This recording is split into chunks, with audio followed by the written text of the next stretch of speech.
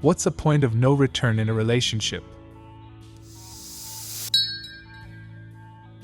When spending time with your partner or even talking to them starts to feel like an obligation rather than a choice. A friend told me that a little before breaking up with his ex, she said something along the lines of, "I hate the way you breathe. I will never want to reach that point with a partner." P.S. A lot of people misunderstood this. My friend doesn't have a weird breathing habit or any issues with his breathing. Her ex was just done with him, and his mere presence and breathing would annoy her. And if your partner's mere existence annoys you, then you should probably break up and move on. When I sit in my car for 15 minutes after work to mentally prepare myself to be criticized the moment I step in the apartment. And when you walk in, it's met with, "Why were you sitting in the car for so long?" When you realize you're happier when they're not around.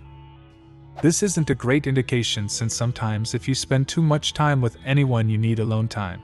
My alone time is great because I can do what I want and not worry about anyone. Doesn't mean I don't want to be with my partner. I think it's pretty obvious they mean in a general sense, not that it's a bad thing to enjoy alone time. There is a kind of point of no return in the other direction from the one you are meaning with your post. When you have both reached a point where life tragedy, family problems, medical issues, and every other thing outside your control has done its best to destroy you, you're getting past middle age, you have experienced everything from the most mundane of medical exams with perhaps less than pleasant pictures shown, yay colonoscopy video clips where they find a spot they need to investigate and show it to you, up through something traumatic and life-altering, like that spot turning out to be cancerous, and your partner has gone through the same level of shit. And yet still you are able to just go sit together and be in each other's company and feel safe and kinda tune out the world for a bit and rest. No words needed, just sit together, maybe barely touching, and read, or let the TV play, and just be there for each other. No judgments, no worries. If one of you farts or burps, either cares. If one of you feels especially worn out or a bit sick, the other knows to just grab a bottle of juice or something from the fridge on their way to join you. At a certain point, it just seems to reach a state where you are probably classified as both experiencing codependency, but in a comfortable and functional way that has a balance to it. You know each other so intimately you sometimes think you know the other better than yourself. In fact, your partner sometimes recognizes and points out answers to things you might be struggling to figure out, and it's obvious when they say it, but you didn't think of it yourself, but they just know you and how you think that well. Thank you for saying this. Life is fucking hard, and if you have a long-term partner, it's going to have its ups and downs. Is everything going to be amazing during the hard times? No. But the fact that they are there by your side means something. When you find yourself genuinely happy and at peace whenever your partner isn't around, realizing they're a dark cloud in your life. The last part is the important one. I'm genuinely happy and greatly enjoy my alone time without my girlfriend. She knows this and does the same herself. If you can only do it when they're not around, then yes, that's a very big problem. I always look forward to the time when my partner is away for a day or two, thinking, "Ah man, I'll have the place to myself, dust off some old video games, eat all the junk food I want with no judgment, be a slob, it'll be great." 9 times out of 10 I just end up restless. I could watch some TV or play some games, but I always like those things better when we do them together. Usually I just end up doing a bunch of chores and cleaning, so they come back to a nice clean house and compliment me when they get back. I think if I were ever at a point where I felt relief that someone was gone, that would probably be a wake-up call. I still eat junk food though. Nobody will ever take that away from me. Besides cheating, just genuinely saying mean and hurtful things that can't be taken back. Even after the argument is over, the relationship is never the same, since a certain level of trust was broken. When one person continues to escalate, throw tantrums, doesn't take accountability, and has no curiosity into their partner's perspective when asked to talk through something that was misaligned, confused, or unusual. This is going to sound so stupid, but thank you for saying this in these exact words.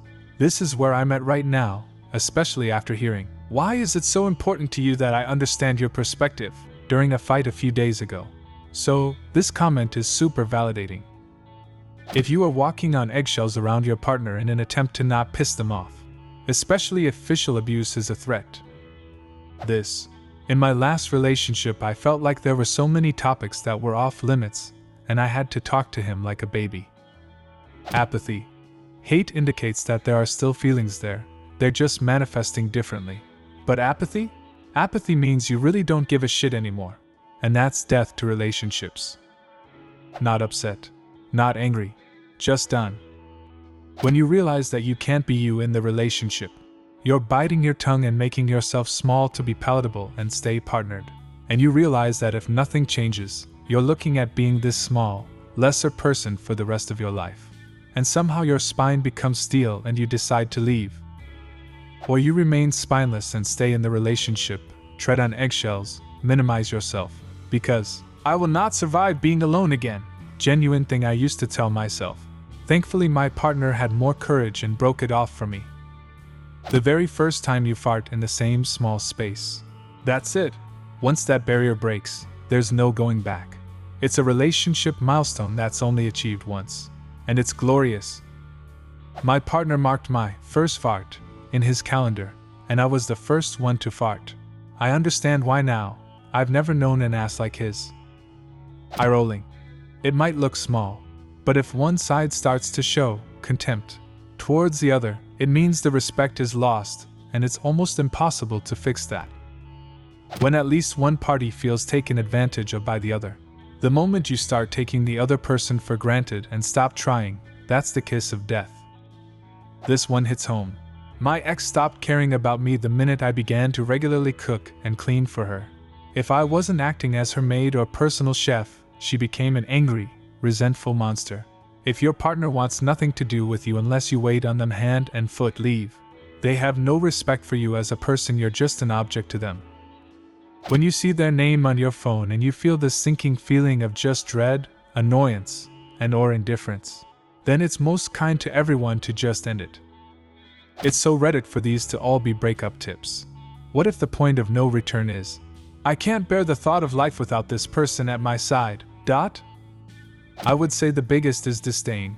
If you feel like that is how you are being responded to, or if your reaction to your partner is at all disdainful, pack your bags and leave. There is no coming back from a basic lack of respect or empathy for what should be a partner that you encourage and support even when they do the dumb. Apparently this has been shown to be the kiss of death in any relationship. I actually saw it in a parental and sibling relationship and acted accordingly.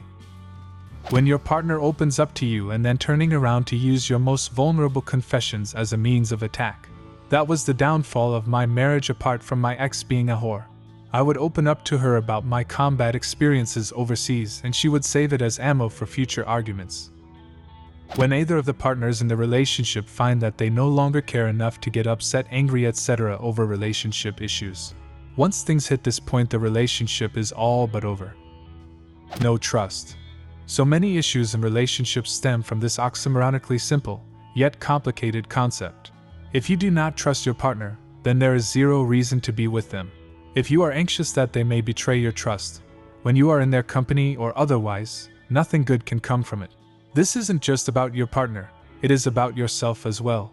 If you don't trust them because of issues that you are dealing with, and not necessarily that your SO has done something to warrant those feelings, then you are not ready for another relationship, and it was doomed from the start. You should trust your partner to keep things you tell them in confidence, to stay faithful if that is the expectation, leaving room for open relationships, though I feel as though open relationships are foolish, and rarely, if ever, work out, as well as trust them to keep your feelings and preferences in mind when saying or doing anything that relates to your relationship. Yelling at me for things that aren't my fault, and when you find yourself blamed for being hurt by them. When you can predict how they will hurt you, what their response will be about your pain, and when you realize sharing that with them, their pattern will just make it worse rather than unifying against the problem. For me it was when my then husband made a secret recording of my 5-year-old daughter coaxing her to say that mommy beat her and was mean. He bribed her with ice cream, which she wasn't supposed to have, to get her to say those things. This was in 1973 and his idea was play the recording to a judge so he and his new girlfriend could assume custody of the children, move into our house, and turn me out without a penny. Anyway, after my daughter told me about all this, he blamed her for blabbing. She was 5 for fuck's sake. He was given 24 hours to get his shit together and leave, or I would shoot him in the back while he slept with a 30 deer rifle my grandfather left me. Once you see them shit, then it's a slippery slope to marriage and kids and shit. Accidentally caught my girlfriend shitting with the door open. Now we've been married for the better part of a decade and have a kid and 2 dogs. Be careful.